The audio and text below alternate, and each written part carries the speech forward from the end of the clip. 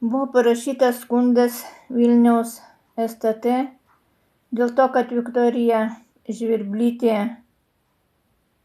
suklastojo sveikatos dokumentus, suklastojo sprendimą, nustatant darbingumą neįtraukė sutrikusių organizmo funkcijų. Gavau iš STT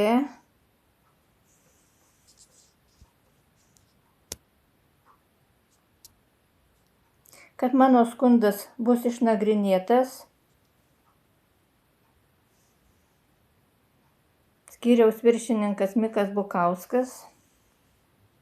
Pareigūnai. Visų neskaitysiu, perskaitysiu tik tai Jūratė Ragaišienė, pareigūnė.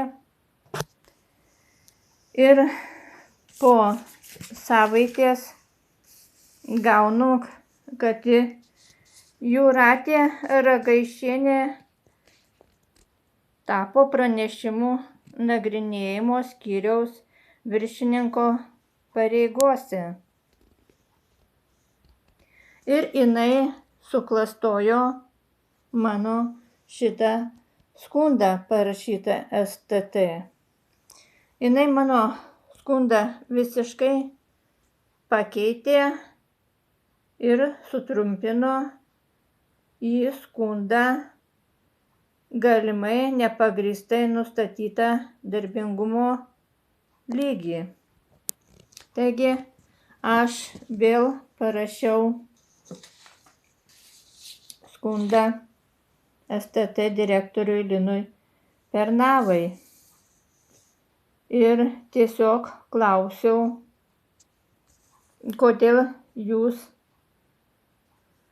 paskyrėte pareigūnę pranešimų nagrinėjimo skyriaus viršininkės pareigose Jūratę Ragaišienę.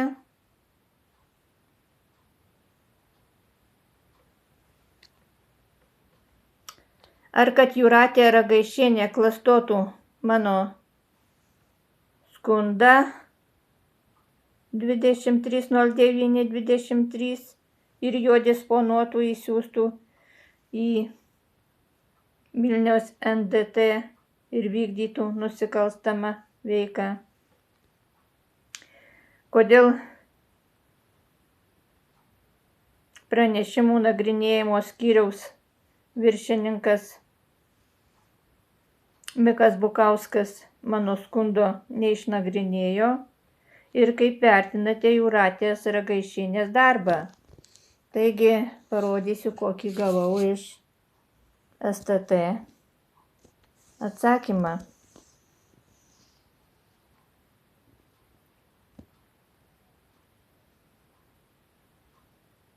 Lietuvos Respublikos specialiųjų tyrimų tarnyboje 23.11.15 gautas jūsų skundas. Taip, nes 11.14 dieną aš išsiunčiau, o 11.15 buvo gautas jūsų skundas, registracijos numeris 501133009 ir viskas. Daugiau nieko nėra šitame skunde. Jokių atsakymų Linas Pernavas neatsakė. O kalbama visai apie kitą skundą. Tai kadangi apie kitą skundą kalbama, aš jo jum ir neskaitysiu.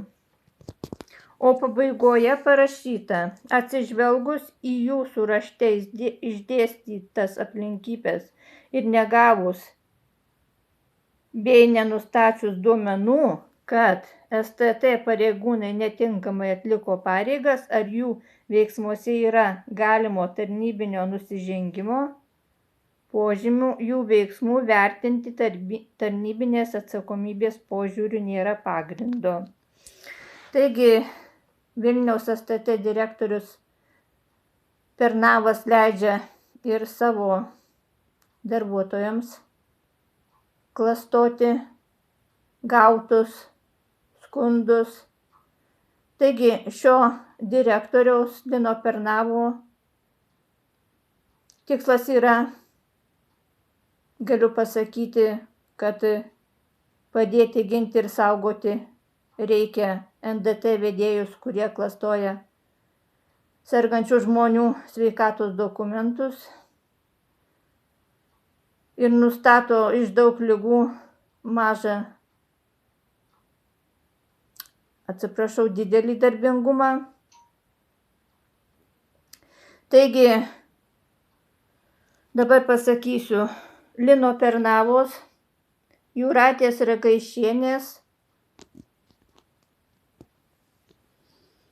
Miko Bukausko ir taip pat į šitą skundą atsakė saugumo skyriaus viršininkas Juozas Berenta. Šių žmonių dėka iš manęs bus atimta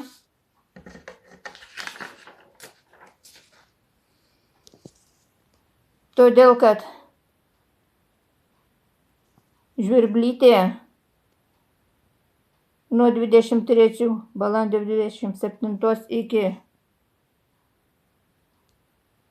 24 balandžio 26 klastos ir toliau sveikatos dokumentus, nes jai leidžia STT direktorius Linas Pernavas su savo darbuotojais ir aš per 12 mėnesių neteksiu, todėl kad Žvirblytė klastojo sveikatos dokumentus 2040.